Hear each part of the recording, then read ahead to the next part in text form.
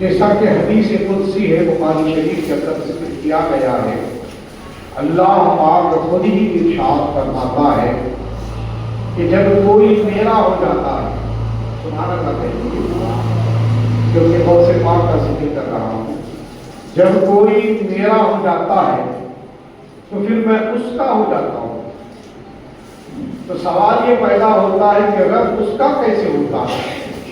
تو خود ہی اللہ ارشاد فرماتا ہے کہ میں اس کا کان بن جاتا ہوں جس سے وہ سنتا ہے، میں اس کی آنکھ بن جاتا ہوں جس سے وہ دیکھتا ہے، میں اس کے ہاتھ بن جاتا ہوں جس سے وہ کچھ کرتا ہے، میں اس کے پاؤں بن جاتا ہوں جس سے وہ چلتا ہے۔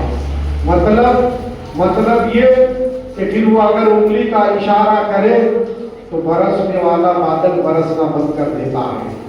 مطلب یہ کہ اگر پھر وہ نگاہ اٹھا دے کفر کے ایوان میں تو اللہ ایمان کی دولت عطا فرما دیتا ہے۔ مطلب یہ کہ بغداد کی سرزمین پر ہو جب خدا خود کان بن گیا ہے تو بسوا کلیان سے بھی کوئی پکارے تو بہت سے آدم سنتے ہیں اور اس کا جواب بھی ارشاد فرماتے ہیں۔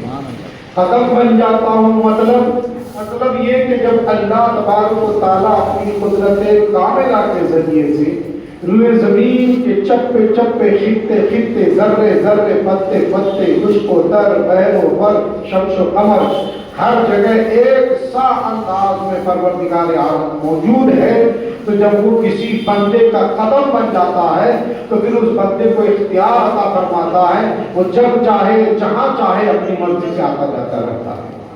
اسی لیے کہ اس کے قدم خود کے نہیں ہیں بلکہ اللہ فرماتا ہے اس کا قدم میرا قدم ہوتا ہے، میری قدرت ہوتی ہے اس کے قدم کے پیچھے۔ اسی لیے پھر وہ جہاں چاہے چلا جاتا ہے، پھر وہ جو چاہے کرتا ہے، پھر وہ اللہ کی مرضی کے مطابق جب زندگی گزارتا ہے وہ میرا بن جاتا ہے، میں اس کا بن جاتا ہوں۔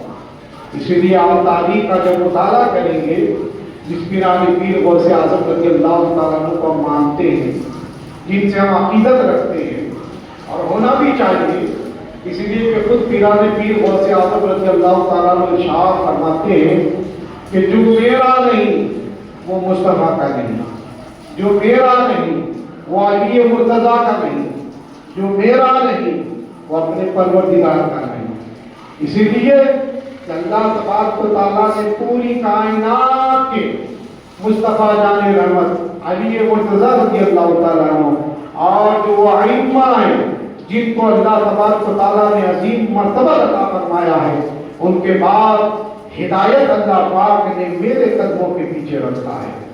غوث اعظم رضی اللہ تعالیٰ عنہ ہدایت کے اس راستے پر فائز ہیں، ایسے ہادی اعظم ہیں کہ جو غوث اعظم رضی اللہ تعالیٰ عنہ کا نقش قدم پکڑ لیتا ہے اللہ اس سے صراط مستقیم پر چلنے کی توفیق عطا فرما دیتا ہے۔ اسی لیے اللہ پاک نے بے بہا انعامات سے حضرت غوث اعظم پیرانی پیر رضی اللہ تعالیٰ عنہ کو نوازا ہے۔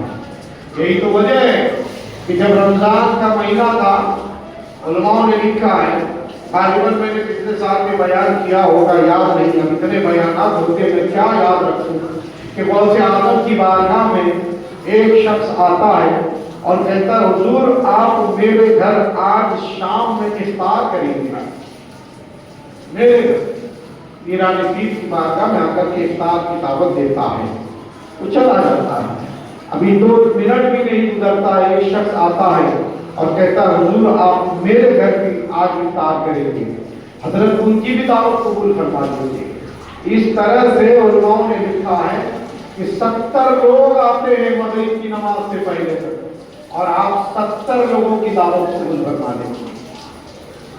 آج ہمارے زندگی میں بھی اگر کبھی ایسے مرحلے آتے ہیں، 70 تو نہیں، کبھی کبھی 1 2 کبھی 3 کا مسئلہ آ جاتا ہے، جب کبھی ایسا جیسے 11ویں کا سیزن آ گیا، 12ویں کا سیزن آ گیا، تو لوگ کیا کرتے، چلو امام صاحب کو دعوت کر دو، کسی کی شادی ہے تو کسی کا رسم ہے تو کسی کی 11ویں ہے، دن ایک ہی پڑ جاتا ہے، ٹائم ایک ہی پڑ جاتا ہے، مگر ہاؤ جی بھی جانتے ہیں، ہم بھی جانتے ہیں کہ ہم کتنی طاقت کے مالک بن جائیں، کتنے بڑے مولانا بن جائیں، ہمیں 3 دعوت میں جانا ہے تو 3 وقت میں جانا پڑے گا، مگر پیران پیر غوث اعظم رضی اللہ تعالیٰ عنہ کو اللہ پاک نے وہ عظیم مرتبہ عطا فرمایا کہ 70 مریدوں کی دعوت قبول بھی فرما رہے ہیں اور ایک ساتھ 70 مریدوں کے گھر میں افطار بھی فرما رہے ہیں۔ آپ اندازہ لگا سکتے، آج ہم خالی غوث اعظم کے نام لیوا رہے ہیں، صرف غوث اعظم کے نام کی بریانی کھاتے ہیں، اس کے سوا غوث اعظم کی سیرت کی زندگی کا کوئی حصہ ہماری زندگی میں نہیں پایا جاتا ہے کھانے پینے کے علاوہ۔ چنانچہ 70 مریدوں کے گھر میں ایک ساتھ آپ افطار فرماتے ہیں۔ اللہ اکبر۔ ایک دن گزرا، دوسرے دن علماء نے لکھا ہے کہ عصر کا وقت تھا، جب سارے مریدین نماز کے لیے مسجد میں حاضر ہوئے تو ایک دوسرے کو مصافحہ کر کے مبارکبادی دینے لگے کہ الحمدللہ کل پیران پیر میرے گھر افطار فرما رہے تھے۔ دوسرے نے کہا بھائی ایسا کیسے ہو سکتا ہے، کل پیران پیر تو میرے گھر افطار کر رہے ہیں۔ تیسرے نے کہا ایسا کیسے ہو سکتا ہے، کل پیران پیر تو میرے گھر افطار کر رہے تھے۔ اس طرح بات پھیلی تو سب حیرت زدہ ہو گئے کہ حضرت تو میرے گھر سے میرے گھر سے میرے گھر سے میرے گھر سے، اللہ اکبر۔ سب سوچ فکر میں ڈوب گئے کہ بھائی پیران پیر کس کے گھر تھے؟ سب کہتے، سب کا دعویٰ یہ ہے کہ میرے گھر تھے۔ چنانچہ اس وقت غوث اعظم رضی اللہ تعالیٰ عنہ وضو فرما رہے تھے، عصر کا وقت ہونے جا رہا تھا۔ سارے مریدین چلے گئے، حضور ہمارے کو بات سمجھ میں نہیں آ رہی ہے کہ آپ نے کل افطار کس کے گھر پر پایا تھا؟ کہا کیا مطلب؟ کہ میں کہتا حضور میرے گھر تشریف لائے تھے، یہ کہتا حضور آپ کے گھر تشریف لائے تھے، یہ کہتا حضور میرے گھر تشریف لائے تھے۔ اس طرح حضور 70 لوگوں نے دعویٰ پیش کیا ہے۔ تو حضرت غوث اعظم رضی اللہ تعالیٰ عنہ نے وضو بنانے کے بعد جو ہے جو وضو کا بچا ہوا پانی تھا اس کو اپنے جو ہے ہاتھ میں چلو میں لے کر کے سامنے والے درخت پہ اچھال دیا اور ارشاد فرمایا اس درخت پہ دیکھو تو لوگ کیا دیکھ رہے ہیں کہ درخت کے ہر پتے پہ غوث اعظم نظر آ رہے ہیں۔ ارشاد فرماتے ہیں جو عبد القادر ایک وقت میں ایک درخت کے ہر پتے پہ نظر آتے ہیں، اگر وہ 70 مریدوں کے گھر میں دعوت قبول فرما لے تو کون سی بڑی بات ہے۔ اس سے آپ اندازہ لگا سکتے ہیں کہ اللہ پاک نے غوث اعظم رضی اللہ تعالیٰ عنہ کو کس طرح کا یہ عظیم مرتبہ عطا فرمایا۔ آج انسانی ذہن بالخصوص جو بد مذہب ہوتے ہیں اور جو لوگ کیا بولتے ہیں دنیاوی علوم حاصل کر کے جو ہے دنیاوی نقطۂ نظر سے اللہ کے برگزیدہ بندوں کی عظمت اور برتری کو تولنا چاہتے ہیں، اس بات کو وہ ہضم نہیں کر پاتے ہیں کہ ایسا کیسے ہو سکتا ہے، اس طرح کیسے ہو سکتا ہے، یہ کیسے ممکن ہو سکتا ہے کہ ایک آدمی ہو یعنی باتوں کا انکار کرتے کرتے تو وہ مصطفیٰ جان رحمت صلی اللہ علیہ وسلم کے عظمت کا انکار کرتے ہیں، جب ان کا یہ دعویٰ ہے کہ ایک مصطفیٰ جان رحمت ایک وقت میں اپنے امتیوں کے گھر میں نہیں پہنچ سکتے کئی امتیوں کے گھر میں، تو یہ غوث اعظم کیسے پہنچ سکتے ہیں؟ تو جن لوگوں نے مصطفیٰ جان رحمت صلی اللہ علیہ وسلم کو اپنی امتیوں کے گھر پہنچنے سے جو ہے انکار کر دیا ہے، وہ غوث اعظم کے پہنچنے پر کیسے اقرار کر سکتا ہے؟ اسی لیے یہ دنیا والے بہانے بازی کرتے ہیں، باتیں بناتے ہیں، جبکہ اہل سنت کا عقیدہ یہ ہے، صحابہ کا عقیدہ یہ ہے، تابعین کا عقیدہ یہ ہے، تبع تابعین کا عقیدہ یہ ہے کہ روئے زمین میں اگر ایک لمحے میں کروڑوں انسان اس دار فانی سے کوچ کرتا ہے، چاہے وہ کافر ہو، چاہے یہودی ہو، چاہے نصرانی ہو، چاہے مجوسی ہو، چاہے مسلمان ہو، چاہے مسلمان کے کسی فرقے کا مالک ہو، کسی فرقے کا ماننے والا ہو، جب وہ قبر میں پہنچتا ہے اور ایک ہی وقت میں اگر لاکھوں لوگوں کو قبرستان میں دفنایا جاتا ہے تو اللہ پاک نے مصطفیٰ جان رحمت صلی اللہ علیہ وسلم کو وہ معجزہ عطا فرمایا ہے کہ 1 لاکھ उम्मतियों के कब्रों में एक साथ पहुंचते हैं, क्योंकि जब फरिश्ते सवाल पूछते हैं तो मुस्तफा जाने रहमत हर एक की कब्र में मौजूद होते हैं। दुनिया ने इसका इनकार किया, ये मुमकिन नहीं है, मगर जब वो कब्र में पहुंचते हैं तो उसे यकीन आ जाता है। इसलिए कि फरिश्ते तीसरा सवाल तो यही पूछते हैं कि मां कुंत तक़ूल फी हक़्क़ हाज़ा रजुल, यानी ये जो मर्द खड़ा है इसके बारे में तो दुनिया में क्या कहता था। इसका मतलब ये है कि जो मौजूदा अल्लाह पाक ने मुस्तफा जाने रहमत को अता फरमाया था, उसी तरह से अल्लाह पाक ने गौसे आजम को ये करामत अता फरमाई थी। इसीलिए तो खुद गौसे आजम रज़ियल्लाहु तआला अन्हु इरशाद फरमाते हैं कि जिस तरह तमाम अंबियाओं में अल्लाह ने मुस्तफा जाने रहमत को मकाम अता फरमाया है, इसी तरह तमाम औलिया में अल्लाह ने गौसे आजम को मर्तबा अता फरमाया। बात समझने की है, खुदा की कुदरत पर यकीन रखने की, खुदा की जात पर यकीन रखने की है। जब खुदा की जात पर यकीन आ जाएगा तो ये बुजुर्गों के करामात पर भी यकीन आ जाएगा। बुजुर्ग हमने कभी नहीं कहा कि अपने बलबूते पे करते हैं, हमने कभी नहीं कहा कि अपनी ताकत के बलबूते पे करते हैं, बल्कि ये सब मुस्तफा जाने रहमत के सदक़े में अल्लाह पाक अता फरमाता है। मुस्तफा जाने अपने बाबा ताजुद्दीन अलैहि रहमत के बारे में सुना होगा कि आप शेर की सवारी करते हैं, क्या बहैसियत इंसान ये मुमकिन है? बहैसियत इंसान जो एक मेंढक से डर के बिस्तर छोड़ के भाग जाता है, बहैसियत इंसान एक बिच्छू को देख करके अपना रूप खाली कर देता है, बहैसियत इंसान एक सांप को देख करके अपना इलाका खाली कर देता है।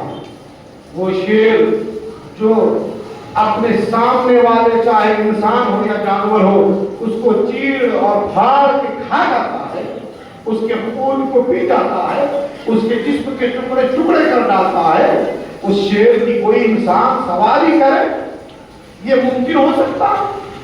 आपने सर्कसों में देखा होगा, मगर सर्कसों में उन शेरों को बचपन से पाल करके उसको ताबे बनाया जाता है।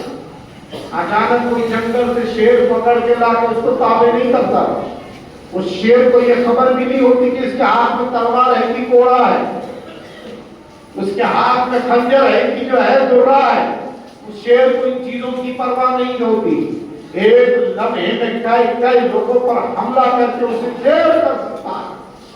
मगर जब बाबा ताजुद्दीन अलैहि रहमत की सीरत को मुताला करते हैं तो पता चलता है कि आप शेर की सवारी कर रहे हैं और सांप को हाथ का कोड़ा बना रहे हैं, और दुनिया इंसानियत को बता रहे हैं कि देख जो खुदा का बन जाता है फिर खुदा सारी मखलूक उसके ताबे फरमा देता है। हमारे मोल में वरना शेर की सवारी करना इंसान की सोच में आ सकता है, चुटकुलों में हो सकता है, कहानियों में हो सकता है, लतीफों में बताए जा सकते हैं, मगर जब अल्लाह तबारक व तआला किसी का बन जाता है तो फिर जब अल्लाह उसका बन जाता है, जब अल्लाह उसका हो जाता है तो फिर पूरी कायनात में कोई उसका मद्दे मुकाबिल नहीं होता। गौसे आज़म पीर रज़ियल्लाहु तआला अन्हु आज पूरी दुनिया इसलिए तो तस्लीम करती है ना, इसलिए तो मानती है। अरे एक बात समझ में आती है कि जिसके बिरादरी के हो वो माने, क्योंकि पूरी दुनिया में बिरादरी का चलन है, एक समाजिकल कानून है, एक समाजिकल दस्तूर है।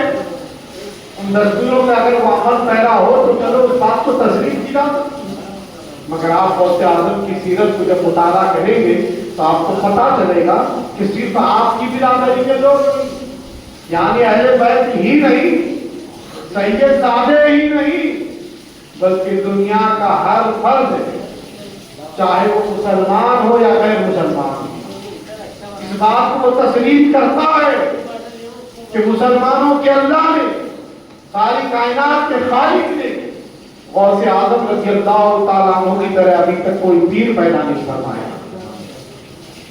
ये बात सबको तस्लीम है।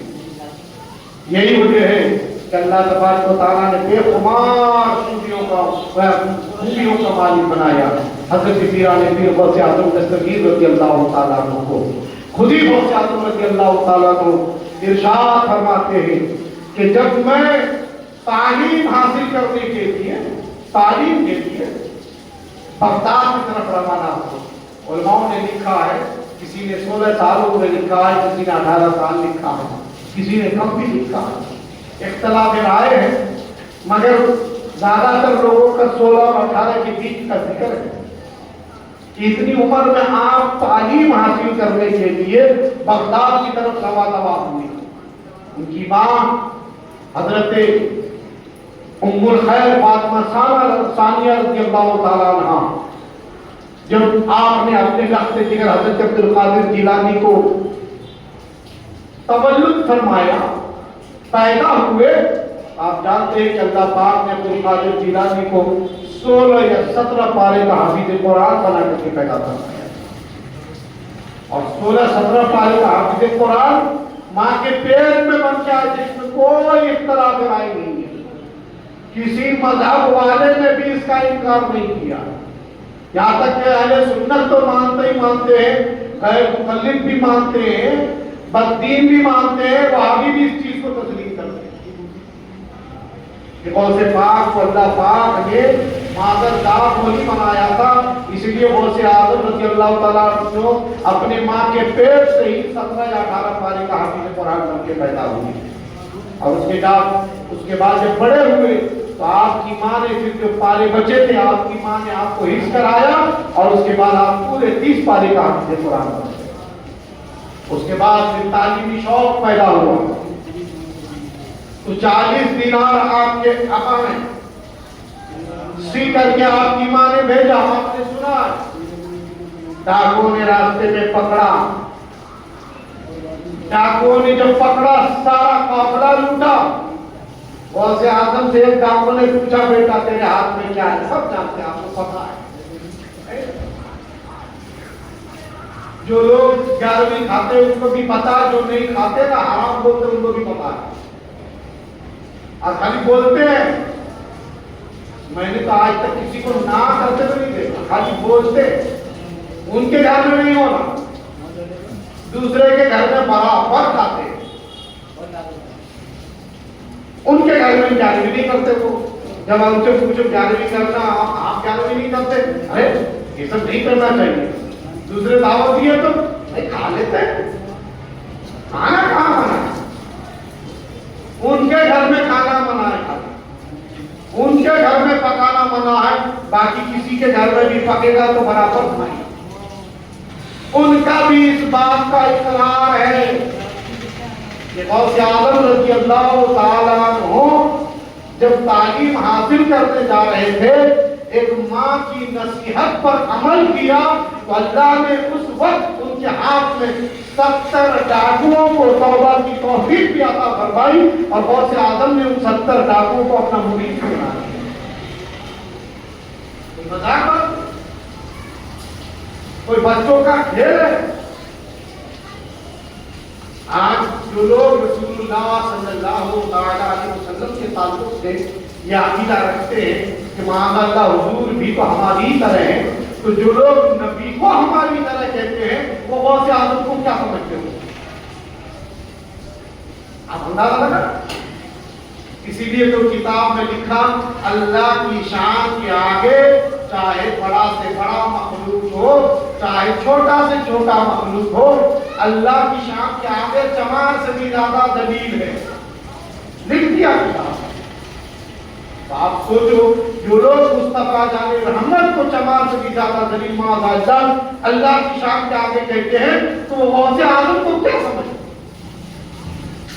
اسی لیے وہ نہیں تسلیم کرتے، اس چیز مانتے ایسا ہوا ہے، مگر اللہ کی شان کے آگے کسی کی کوئی حیثیت نہیں ہے، کسی کا کوئی رتبہ نہیں ہے، کسی کا کوئی مقام نہیں ہے، مگر جب ہم خود خدا کا قرآن پڑھتے ہیں، حدیث مصطفیٰ پڑھتے ہیں، اور پھر غوث اعظم کا فرمان پڑھتے ہیں، تو خود غوث اعظم رضی اللہ تعالیٰ عنہ فرماتے ہیں کہ تم نے میری مرضی کو میرے رب کی مرضی کے کیا علاوہ سمجھا ہے، کیا سوا سمجھا ہے، کیا الگ سمجھا ہے؟ سنو، جو میرے رب کی مرضی ہے وہ میری مرضی ہے، جو میرے رب کی چاہ ہے وہ میری چاہ ہے، جو میرے رب چاہتا ہے وہ میں چاہتا ہوں. یہی وجہ ہے کہ جب سورج نکلتا ہے تو پہلے عبد القادر کو سلام کرتا ہے، تب دنیا کو روشنی عطا کرتا ہے. اسی لیے کہ میں نے اپنی مرضی رکھا ہی نہیں، میں نے تو اپنی مرضی اپنے رب کو سونپ دیا ہے. جو رب کی مرضی سے ہوتا ہے وہ میری مرضی سے ہوتا ہے. جب میرا ہے ہی نہیں، تو جب میرا نہیں ہے، تو اسی لیے اللہ پاک نے آپ کو بے بہا عظمتوں کا مالک بنایا، بے حساب کرامات سے آپ کو نوازا گیا. چنانچہ علماء نے لکھا ہے کہ جب آپ بغداد شریف میں تعلیم حاصل کرتے رہے، 8 سال 9 سال آپ نے تعلیم حاصل کیا.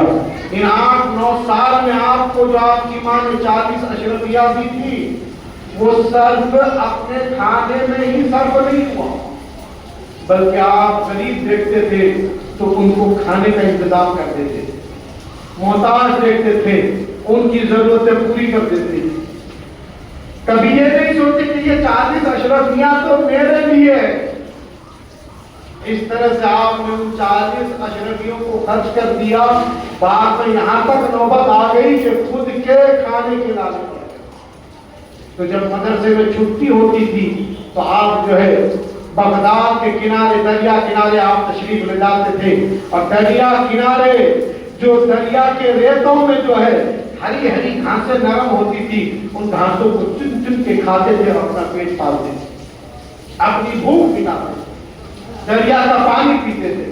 پھر وقت پہ آ کے جو ہے اللہ کی عبادت بھی کرتے تھے، تسبیح و تحلیل بھی کرتے تھے، سارے وظائف بھی کرتے تھے، اور پھر دوسرے دن صبح ہونے کے بعد درسگاہ میں بیٹھ کے اپنے اساتذہ کے سامنے جو ہے علم دین کے حصول کے لیے لگ بھی جاتے ہیں. اس طرح آپ کا زمانہ گزرا جب آپ علوم ظاہری سے بالکل مکمل اپنے دور کے عالم، فاضل، مفتی، قاری، مفسر، محدث، مدبر سب بن گئے. جب سب کچھ اللہ پاک نے آپ کے سینے میں نازل فرما دیا، مگر بغداد عرب کا حصہ تھا اور آج بھی ہے. اور عبد القادر گیلانی جہاں پیدا ہوئے، گیلان میں یہ عجم کا حصہ ہے، یہ ایران میں پڑتا ہے. چنانچہ آپ وہاں جا کر کے سب کچھ تو حاصل کیے، مگر وہاں کے لوگ جو فصیح عربی بولتے تھے، اسی لیے آپ لوگوں سے بات کرنے سے گھبراتے تھے. ظاہر ایک بات ہے، ہمارا تو یہی عقیدہ ہے، ہمارا تو یہی ایمان ہے. ورنہ میں کئی سالوں میں آ کر کے کلیانی میں آ کر کے کلیانی کی بھاشا یہی کچھ بول سکتا ہوں، نہیں نقو بول سکتا ہوں. تو عبد القادر جیلانی 8 سال بغداد میں رہے ہوں گے اور وہاں عربی تعلیم حاصل کیے، تو آپ کو عربی نہیں آتی. یہ صرف دنیا کو سمجھانے کے لیے، مگر اصل بات کیا تھی؟ وہاں بتانا تھا دنیا کو کہ دیکھ، جب عبد القادر رضی اللہ تعالیٰ عنہ دنیا کے سامنے خطاب کرنے سے اپنے آپ کو باز رکھتے ہیں تو خواب میں مصطفیٰ جان رحمت تشریف لاتے ہیں، پیارے آقا تشریف لاتے ہیں، ارشاد فرماتے ہیں بیٹا عبد القادر تقریر کیوں نہیں کرتا؟ عرض کرتے ہیں یا رسول اللہ فدا کا امی و ابی، آقا آپ پر میرے ماں باپ قربان ہو، میں تو اجمی ہوں، یہ لوگ عربی ہیں، میں ان کے سامنے عربی میں کیسے تقریر کروں؟ تو میرے آقا ارشاد فرماتے ہیں گھبراؤ نہیں، اپنا منہ کھولو، اپنا منہ کھولو. لوگوں کو یقین نہیں آتا. آج جہالت کا ایسا دور آ چکا ہے کہ دنیا کے جتنے سائنسی ٹیکنالوجی ہے سب پر یقین آ جاتا ہے، اللہ کے برگزیدہ بندوں کے کرامات اور معجزات پر یقین نہیں آتا. چنانچہ فرمایا بیٹا منہ کھول، منہ کھولا گیا، اور جب آپ نے منہ کھولا مصطفیٰ جان رحمت صلی اللہ علیہ وسلم نے 7 مرتبہ اپنا لوہا پہ بیہنا تھا فرمایا، 7 مرتبہ. اپنا لعاب دہن حضرت عبد القادر جیلانی کے منہ میں دیا. وہ لعاب دہن قسم خدا کی یہ مصطفیٰ جان رحمت صلی اللہ علیہ وسلم کا لعاب دہن کھارا کنویں پہ گرتا ہے تو اللہ میٹھا بنا دے گا. بیمار کیا زخم پہ لگتا ہے تو اللہ شفا عطا فرما دیتا ہے. آپ نے سنا ہوگا کہ مولا کائنات رضی اللہ تعالیٰ عنہ کی آنکھ خیبر کے دن دکھ رہی تھی تو میرے آقا نے لعاب دہن لگایا. مولا کائنات فرماتے ہیں کہ میری آنکھیں اس سے اچھی ہو گئی, ایسا محسوس ہوتا تھا کہ کبھی میری آنکھوں میں کوئی بیماری نہیں. بہت سارے روایات ہیں لعاب دہن کے حوالے سے. وہی لعاب دہن عبد القادر جیلانی کے منہ میں ہمارے پیارے آقا صلی اللہ علیہ وسلم نے عطا فرمایا. 7 بار تھوڑا ہی وقت گزرا تھا, ابھی آپ نیند میں ہی تھے کہ حضرت مولا کائنات تشریف لاتے خواب میں. علی مرتضیٰ تشریف لاتے ہیں, ارشاد فرماتے ہیں بیٹا عبد القادر بیان کیوں نہیں کرتا. گویا عبد القادر جیلانی بیان کرے یہ مصطفیٰ بھی چاہتے ہیں, علی مرتضیٰ بھی چاہتے ہیں. بیٹا بیان کیوں نہیں کرتا. عرض کرتے ہیں دادا حضور کیسے بیان کروں, میں عجمی ہوں اور یہ لوگ عربی ہیں, بڑے بڑے فصیح لوگ ہیں عرب میں. تو حضرت علی مرتضیٰ مولا کائنات ارشاد فرماتے بیٹا اپنا منہ کھولو. سبحان اللہ, اپنا منہ کھولو. پھر حضرت غوث اعظم اپنا منہ کھولتے ہیں تو آپ 6 مرتبہ لعاب دہن ڈال دیتے ہیں. علماء نے لکھا ہے کہ غوث اعظم نے سوال کیا حضور جب آقا تشریف لائے تو انہوں نے 7 بار ڈالا اور آپ 6 بار کیوں ڈال رہے ہیں. ارشاد فرماتے ہیں مصطفیٰ مصطفیٰ ہوتا. ارے وہ آقا ہیں, ہم غلام ہیں. ہم تھوک ڈالنے میں لعاب دہن ڈالنے میں بھی مصطفیٰ کی برابری نہیں کر سکتے. تو جو لوگ اعمال کی برابری کرنے جا رہے ہیں ان کا حشر میں کیا حال ہونے والا ہے وہ خود ہی اپنا حساب لگا لیں.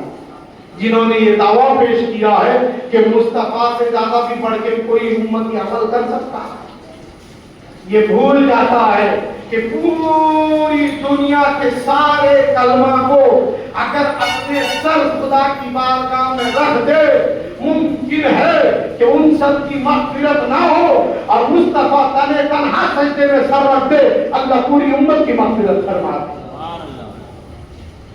یہ خیال کن امتیوں کو نہیں آتا. مصطفیٰ کے عبادت کے برابر عبادت کرنے کا دعویٰ پیش کرتے ہیں.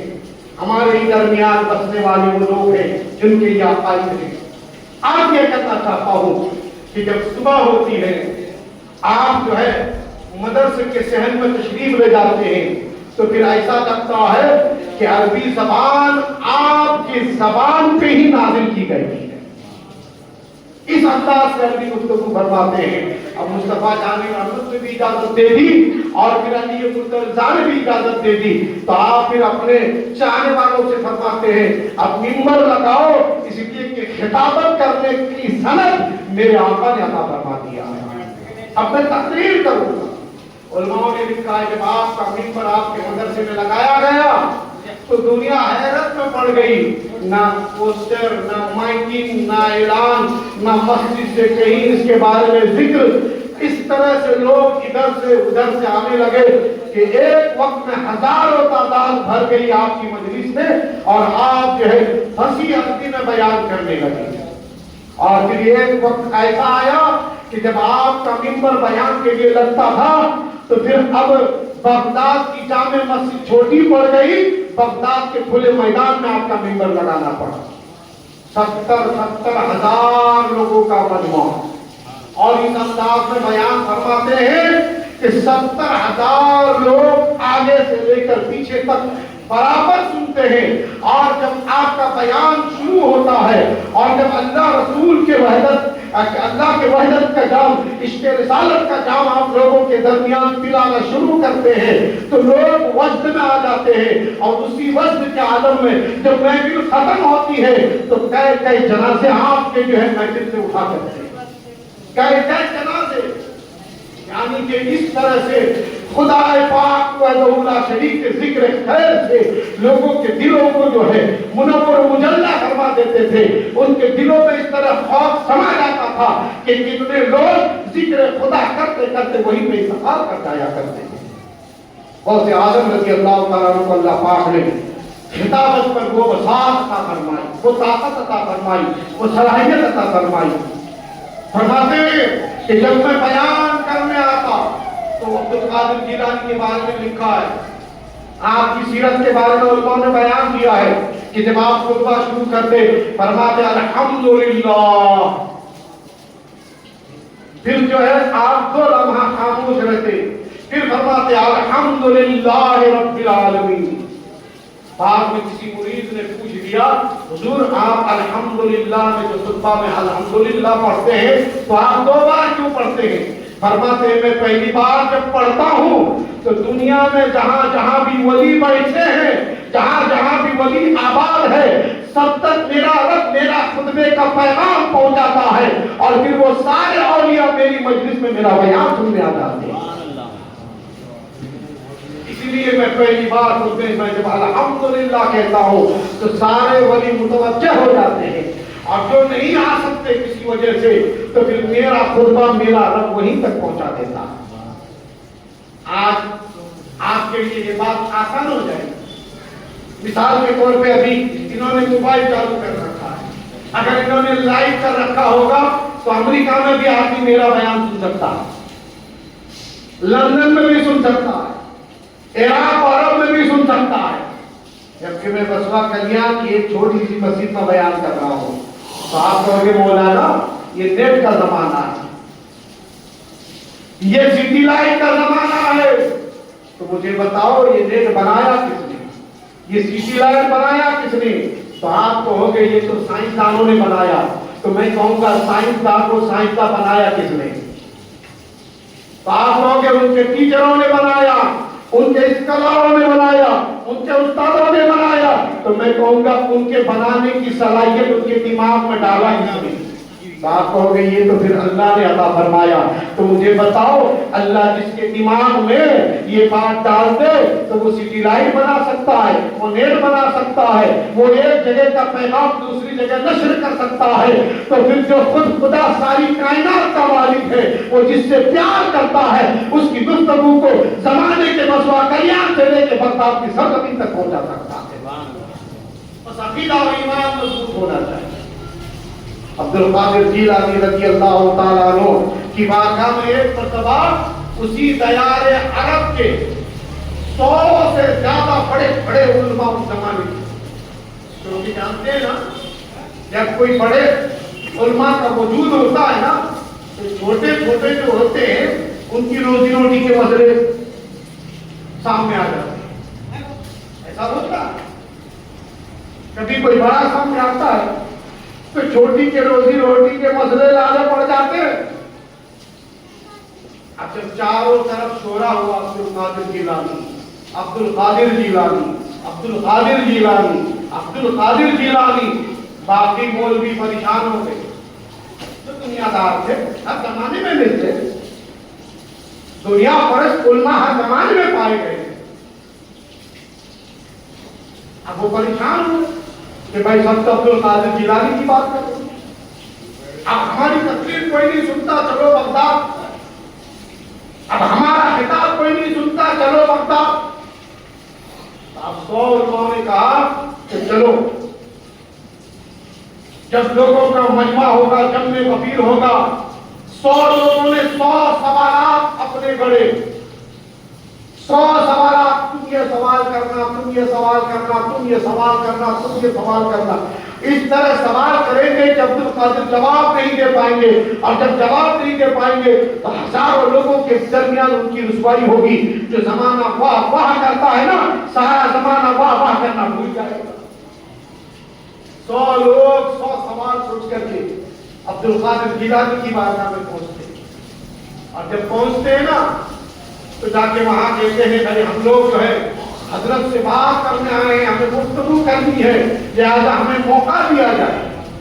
بات عبد القادر جیلانی غوث اعظم تک پہنچتی ہے, آپ فرماتے ہیں سب کو آگے آنے دیا جائے. सब आगे आ जाते, सब आगे पहुंचते। सारे मुरीदीन जो खास थे हक्का पक्का हैं, ये 100 दुनियादार उलमा आए अब्दुल कादिर जिलानी से सवालात पूछने के लिए। अब पता नहीं माहौल क्या बनेगा, क्या आज हमारे जमाने में भी कभी ऐसी बहस हो रहा, तो ज्यादातर लोग जो है जो गलत बोल रहा है उसकी तरफदारी करते, ज्यादातर लोग अपने भी गलत करते उसकी तरफदारी करते। कभी ये नहीं समझाते भाई सामने वाला सही बोल रहा है, हम सबको तस्लीम कर लेना चाहिए, क्योंकि फिर ये समझता है ना कि अगर तस्लीम कर लिए तो हमारी हार हो जाएगी। वो अपनी हार नहीं मानने के लिए गलत बात की तारीफ में अपना झंडा ऊपर कर देता, खड़ा कर। हाँ, फिर उससे उसको कुछ सूझता नहीं है। यहां तक कि कभी कभी आप सुनोगे कि गलत बात की तारीफ के लिए आदमी अपने बाप की भी मुखालिफत पे खड़ा हो जाता, अपने चचा की मुखालिफत पे खड़ा हो जाता, अपने भाई की मुखालिफत पे खड़ा हो जाता, क्योंकि ये मेरे तजर्बे हैं। मगर उस जमाने के भी लोग हैरान से परेशान थे। इन 100 का तो मिजाज ये था कि जाएंगे और रुसवा कर देंगे, और बाकी मुरीदीन परेशान थे कि हजरत की बारगाह में ये लोग आए हैं, पता नहीं कौन सा फितना खड़ा करेंगे। क्योंकि हजरत तो ऐसा नहीं थे जो किसी को बुरा भला कहते, किसी के लिए कोई ऐसे क्या बोलते हैं गलत अल्फाज इस्तेमाल करते। चुनांचे उलमा बयान करते हैं कि अब्दुल कादिर जिलानी रज़ियल्लाहु ताला अन्हु ने सबको एक एक निगाह डाला, सबको सब पर एक निगाह दौड़ाई आपने, यहां से वहां तक ऐसा करके देखा।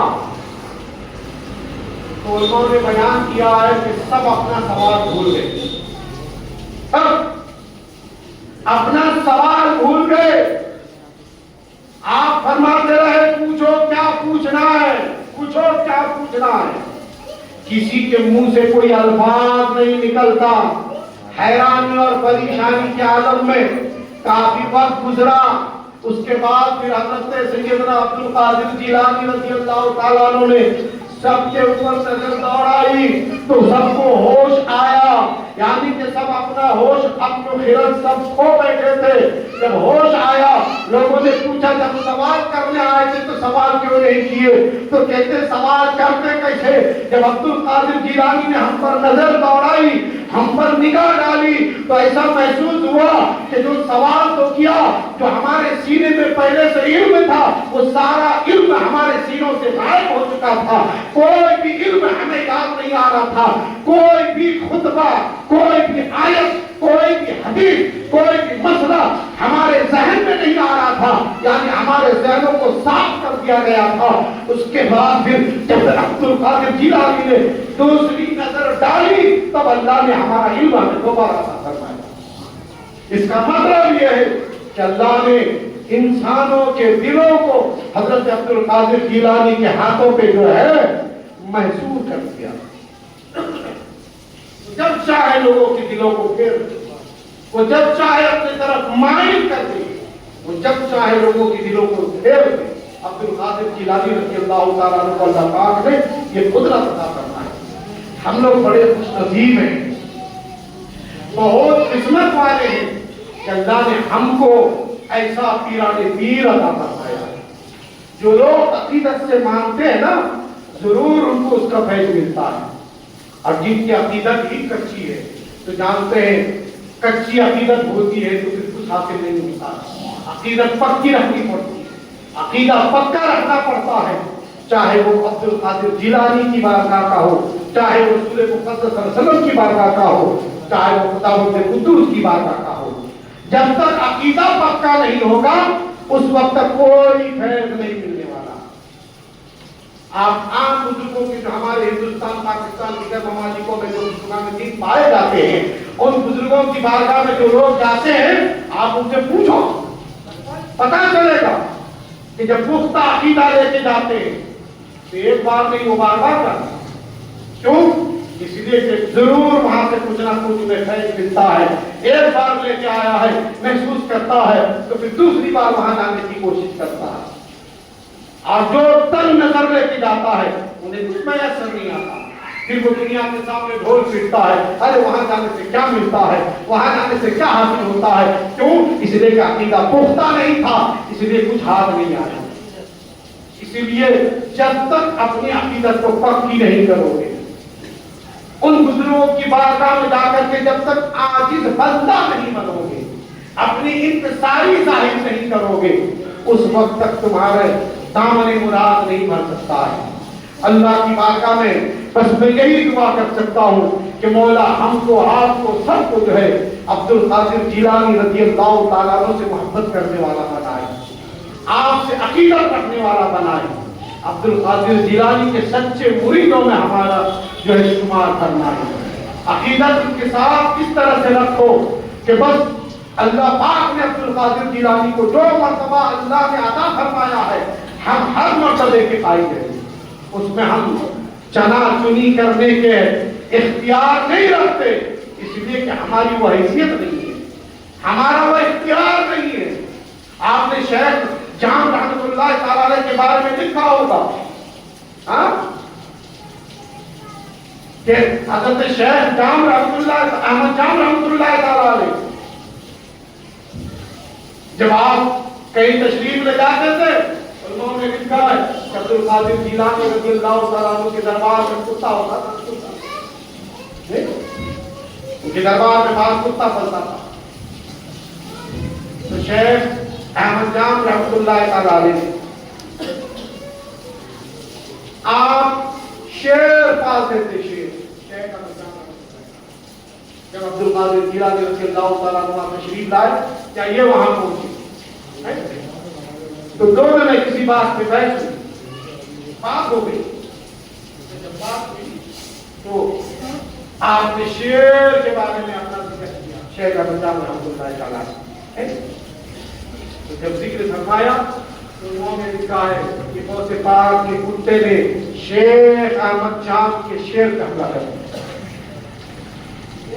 شیر پہ حملہ کر دیا اور اس کو چیر ڈالا، پھاڑ ڈالا، تو دنیا سے حیرت میں پڑ گئی کہ عبد القادر جیلانی کے کتے نے شیر پہ حملہ کر دیا۔ اس کو ذکر اعلیٰ حضرت نے فرمایا کتابوں میں، شیر میں بھی فرمایا، کیا دبے جس پہ ہو حمایت کا پنجہ تیرا، وہ کیا دبے جس پہ ہو حمایت کا پنجہ تیرا، شیر کو لاتا نہیں خطرے میں کتا تیرا۔